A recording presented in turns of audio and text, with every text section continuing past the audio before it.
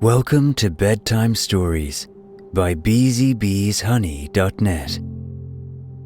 I hope you are settled in for the night and are ready to go on a journey of deep and relaxing sleep. To help you get there, we recommend you take a teaspoon of the Beezy Beez infused honey and listen to tonight's story.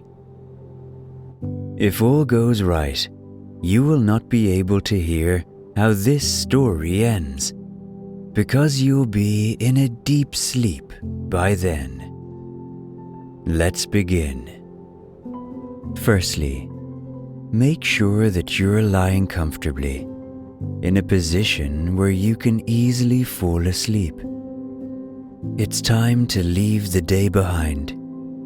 Let go of whatever has happened today, and let go of what will happen tomorrow. That will take care of itself.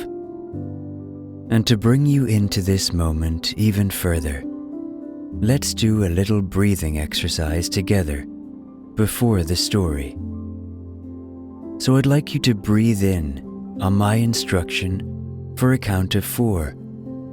Hold the breath for a count of 4, and let go for a count of 4. We'll do this 4 times. So, breathe in 2, 3, 4. Hold 2, 3, 4, and let go 2, 3, 4. Breathe in 2, 3, 4. Hold 2, 3, 4, and let go 2, 3, 4. Breathe in 2, 3, 4.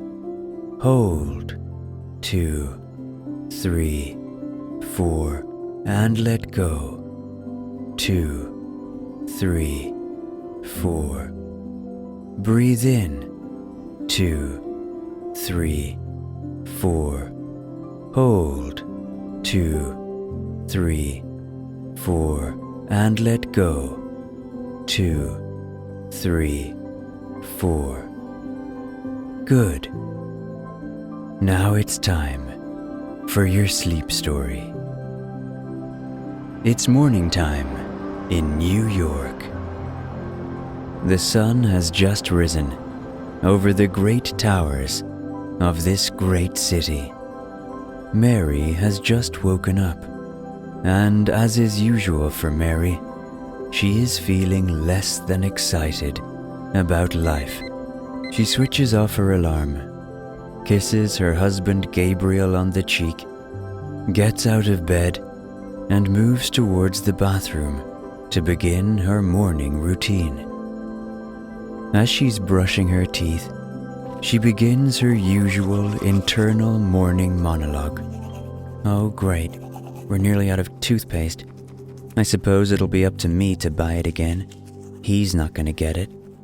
How many days have I been working in a row now? Why is the water pressure so low? Did I not ask Gabriel to get that fixed? Oh, the kids are gonna be up soon. Why are they so noisy at the moment? Always running around the place, making a mess. This monologue continues through breakfast, getting dressed, in between conversations with Gabriel and the kids, and is still continuing when Mary arrives in her local coffee shop to get her regular morning coffee. Oh, great, another massive queue, filled with obnoxious people waiting for their... What is it about coffee? Why does the whole world all of a sudden drink coffee? I was drinking coffee before any of these people. Good morning, ma'am, what can I get you? Mary's thought monologue is interrupted by the barista. Oh, hey, I'll have a large latte with cinnamon on top, single shot, and with oat milk. Mary eventually gets her coffee, walks out of the coffee shop, and onto the bustling New York streets. As she drinks her coffee, her internal monologue resumes. I am sure there's 2 shots of coffee in this. Why don't these people listen? Why can't they do their job right? I am so tired of this city. After some walking, Mary arrives in work, where she is a photographer for a major magazine. Oh great, I'm photographing that actor again. He is so filled with ego and so all about himself. I can't stand those type of people. Anyway, someone's gotta do it. Mary gets through her morning, photographs the famous actor, has lunch in a very expensive restaurant, has meetings all afternoon, and then makes her way back to the Upper West Side to her beautiful apartment and her loving family. The evening goes as it has a lot lately. Gabriel and the kids playing together, Mary working, and their cook making them dinner. Once dinner is over and all the evening's activities are wrapped up, Mary and Gabriel get into bed, say goodnight to each other, switch off the light, and both drift off into a deep sleep. Mary has always been a good sleeper, and as she lies here, falling deeper and deeper into a restful night's sleep, visions of her younger self start to dance in front of her. When she was younger, Mary was filled with joy, always looking for the next party, constantly trying to be of service, and was always caring and loving to those around her.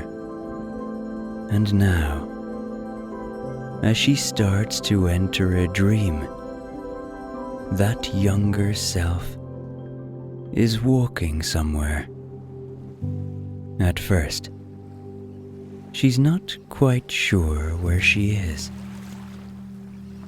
She's on a beach, that's for certain.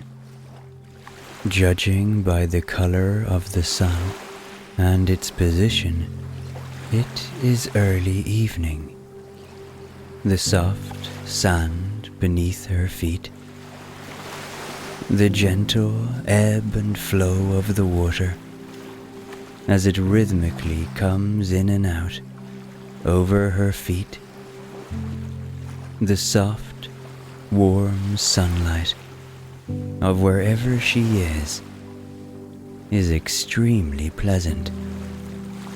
She points her head towards the sun with her eyes closed and takes in a deep breath.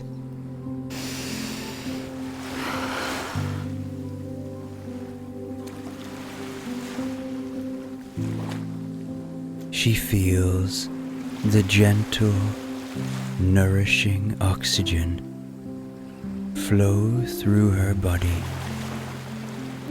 She smells the sea in the air, one of the most beautiful of smells. She feels the salt on her skin, and she feels supported by the earth beneath her. Wherever she is happy to be here. She starts to walk along the beach, looking for clues as to what this place might be. Eventually, she sees a small group of fishermen sitting on the beach. They look like they are preparing to go out fishing for the evening, going through their nets and making sure there are no holes. Mary looks at them from afar, curiously. They are dressed rather strangely, not in clothes that she would be used to seeing, and they look like men who have lived their lives in constant communion with nature. Mary walks closer to try and hear what they're saying, but the men are talking in a language she has never heard before. Like Mary looked at them, they look back at her with equally deep curiosity. She smiles and continues her walk to wherever she's going. As she walks, she realizes that her head is quieter here, that her internal monologue has slowed down.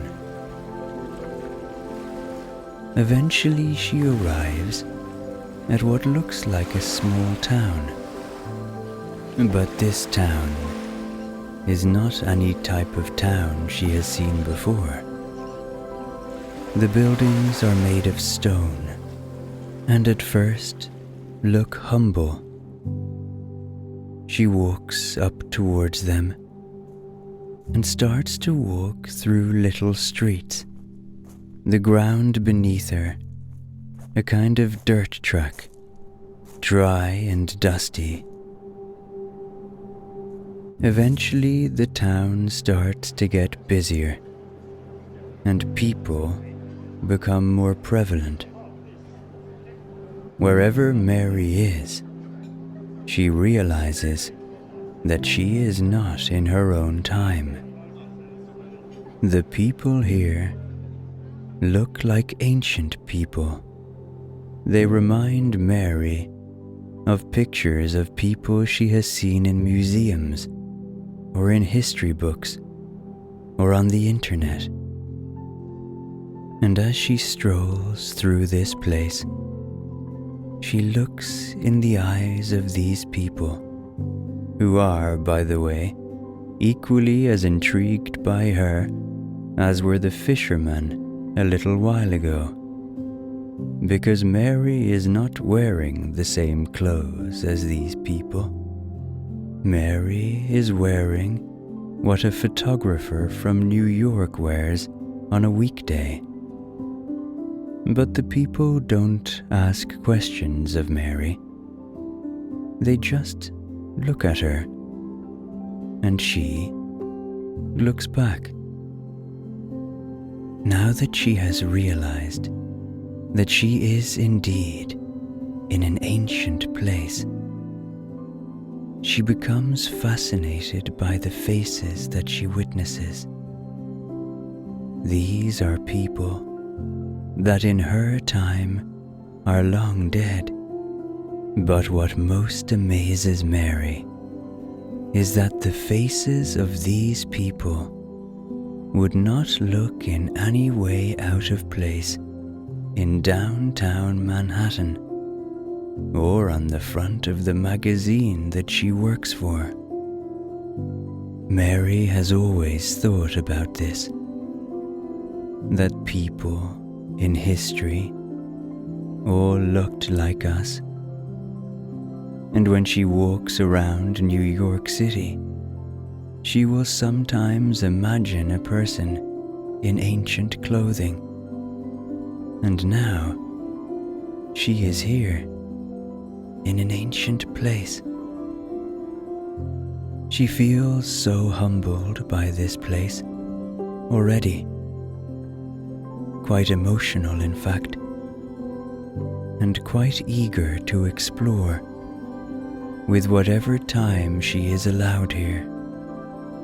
She feels zero fear and is brimming with joy and curiosity. She walks and walks, witnessing little markets selling fruit and veg, people trading animals, sheep, pigs and goats.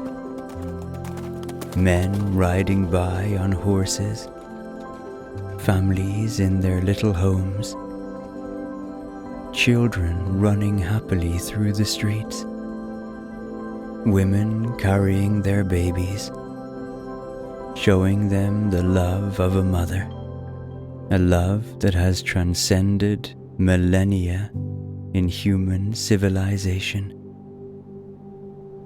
And then she turns a corner.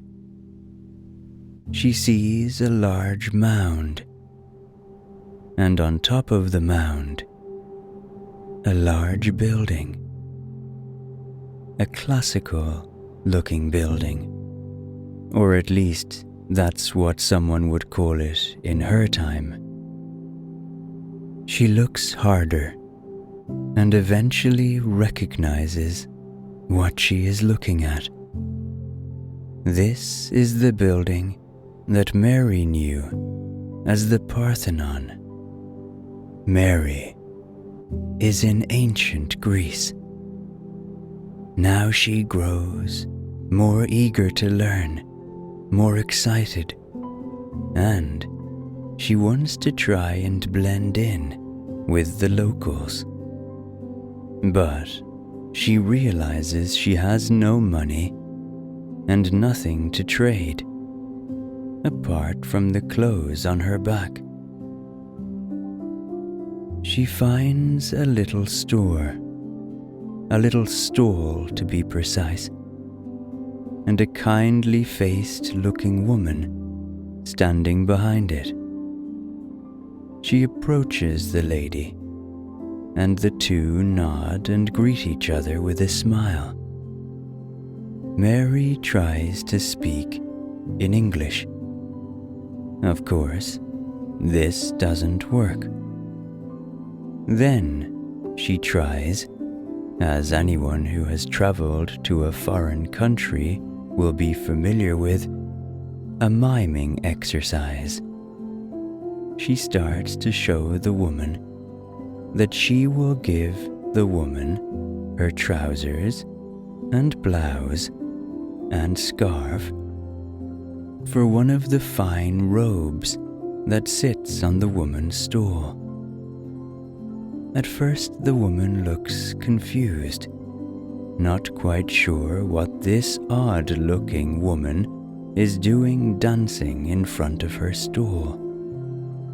But then, things slowly become clear, and the lady now becomes excited.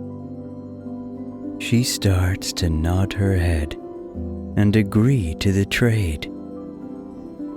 Mary then goes into a little room behind the stool and changes into local clothing. She then happily hands over her New York 21st century garb, and the market stall holder can't quite believe her eyes. Mary gives the woman a hug and walks off happily in her new clothes. Eventually, Mary comes to a beautiful garden, a garden filled with all sorts of wonderful flowers, shrubs, and trees.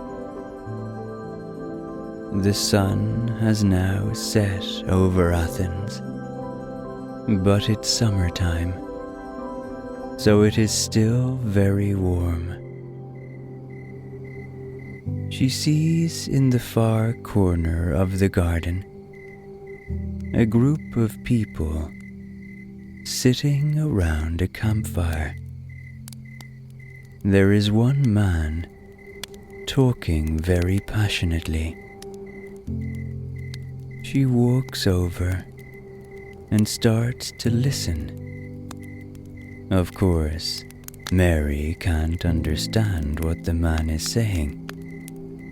But this is Mary's dream, and so what Mary wants, Mary gets. All of a sudden, The man in the corner, speaking to the group, begins speaking in very audible English.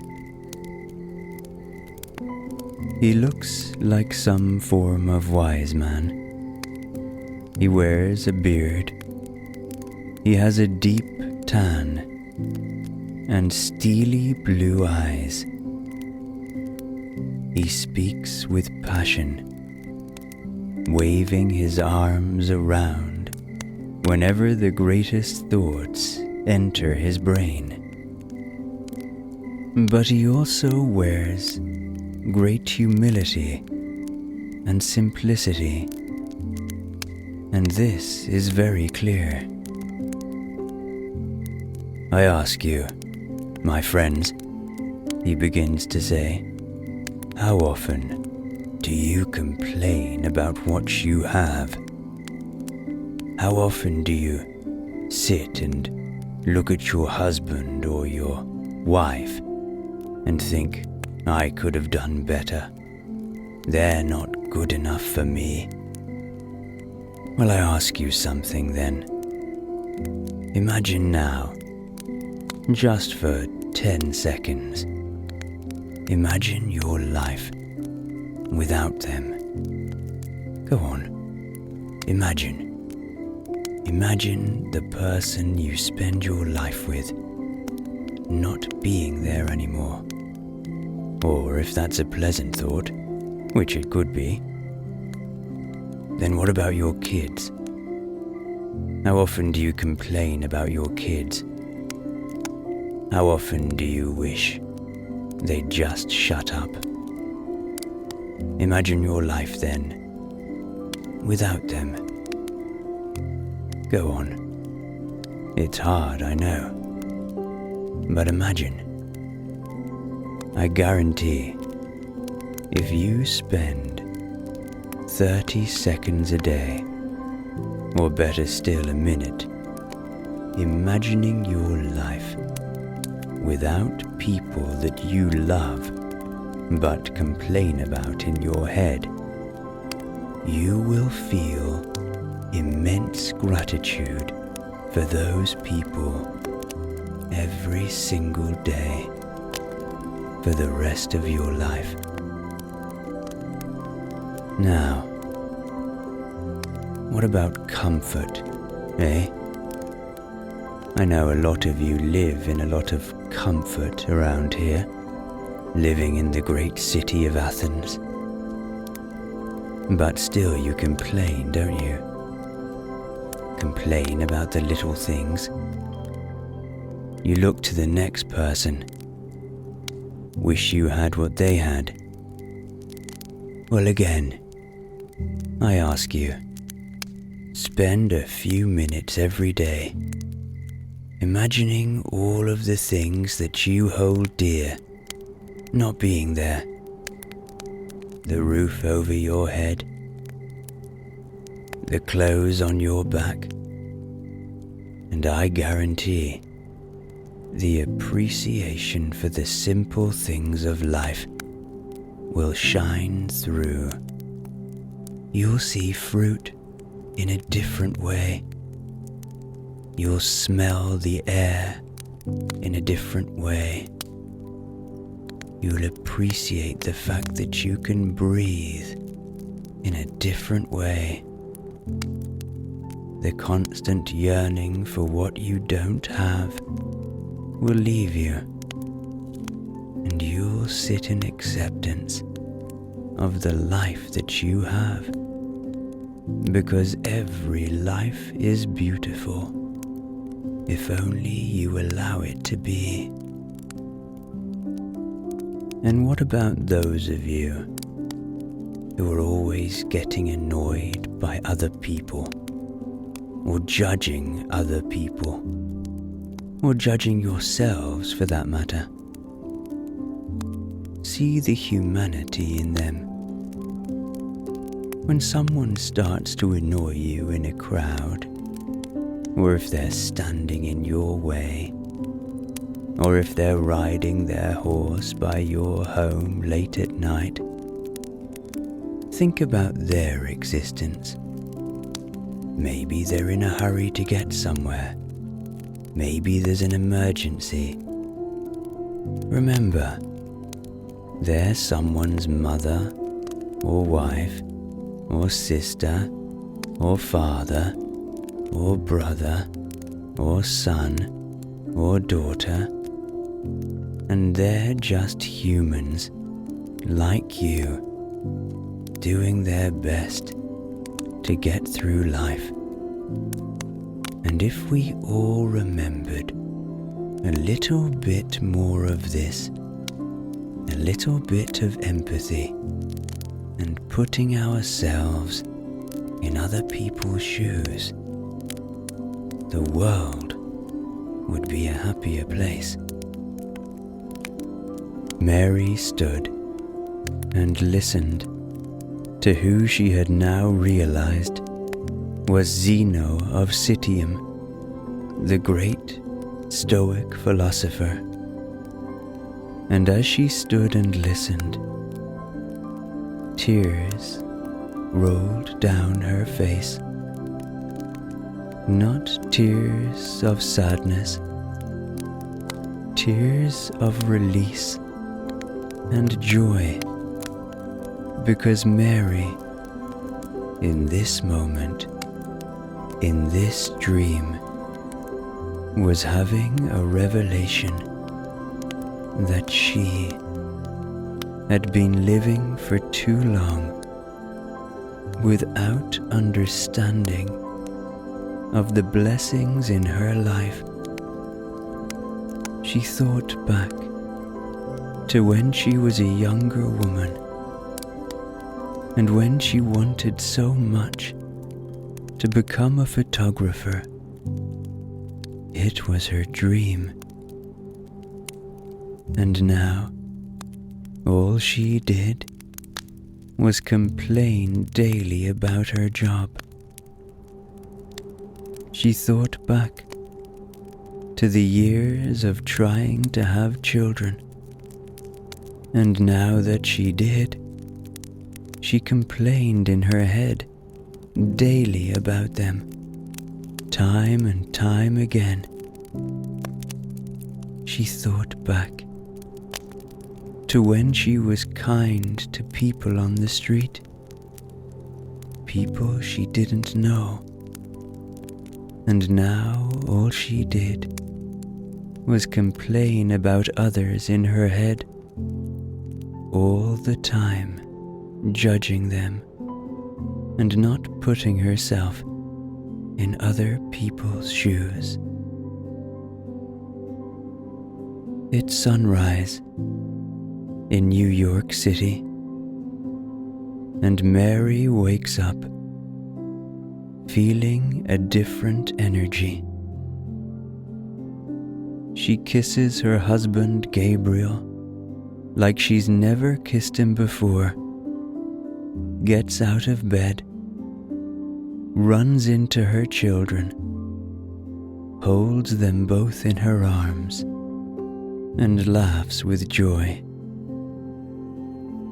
Mary's day only got better from there. The coffee guy was very surprised at this cheery lady he wasn't used to seeing. Mary's colleagues muttered among themselves that someone had come and taken over Mary's body because she was so different. That evening, Mary brought her family out to dinner, and then they went home and shared some fun and games together. Mary went to bed that night, having had one of the best days in all her existence. She fell into another deep sleep, and now it's time for you to fall in into a deep, restful, restorative, rejuvenating sleep. Good night, my friend, and sleep well.